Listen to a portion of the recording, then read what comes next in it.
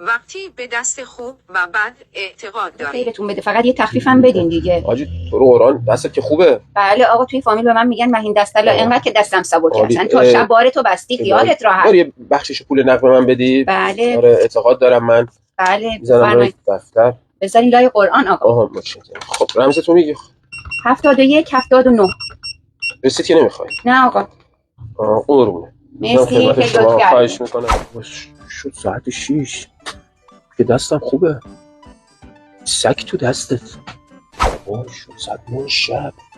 چی نفروختیم که این سگ بشراشه تو دستش.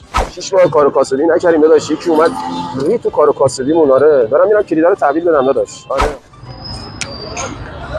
سلام آقای ستاوی، شمایید؟ سلام شما؟ کار میکنید؟ همین دستلا که دستم خیلی سبک. دیدم تو اون دست زندگی و کاسبیمون رو نابود کردی.